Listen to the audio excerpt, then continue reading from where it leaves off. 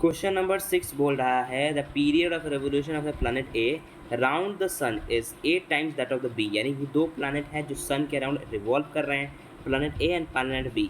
तो जो time period है प्लैनेट ए का वो बोल रखा है कि 8 टाइम्स, टाइम्स माने मल्टीप्लाई बाई इंटू में टाइम्स बी। तो ये बोल रखा है कि टाइम जो है ए का है वो 8 गुना है time of period of revolution of B के।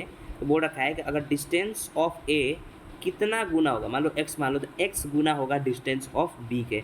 ये हमको x की वैल्यू यहाँ पे निकालनी है, यानी कि टाइम का रिलेशन दे रखा है, हमको डिस्टेंस का रिलेशन पता करना है।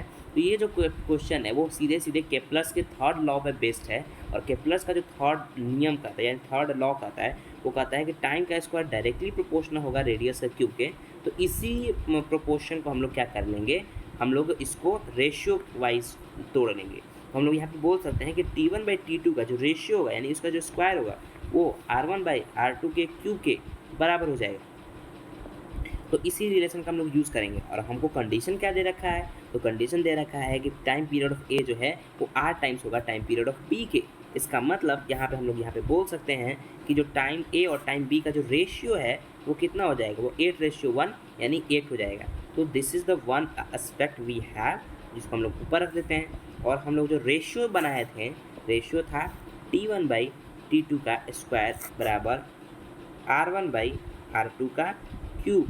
इसको सॉल्व करते हैं तो टाइम का जो रेशियो दे रखा है वो 8 दे रखा है। तो जो 8 का स्क्वायर होगा वो है ना, R1/R2 को हम लोग T1/T2 भी बोल सकते हैं, या R1/R2 ही कर सकते हैं। तो R1/R2 क्यूब है, तो 1/3 से इधर भी मल्टीप्लाई कर दो, 1/3 से इधर भी मल्टीप्लाई कर दो, ये 3 से 3 कट जाएगा, तो ये रेडियस का रेशियो आ गया। ठीक है, ऊपर करो। R1 को हम लोगों ने मान लो R1 लिखो या RA लिखो, तो A लिख दिया और इसको RB लिख दिया। और ये कितना है, 8 के पावर में 2/3। तो ये इसका अगर हम लोग बात करें तो ये R1 RA जो है वो हो जाएगा 8 के पावर, 8 का स्क्वायर 8 का 64, और 64 का जो क्यूब हो जाएगा वो कितना हो जाएगा, 4 हो जाएगा। तो 4 टाइम्स रेडियस ऑफ बी। तो ये हमारा आंसर होगा, जो उसका डिस्टेंस होगा वो 4 टाइम्स बी के होगा। तो इस वजह से जो इसका आंसर चला जाएगा वो B answer, that will be your question का आंसर। ओके।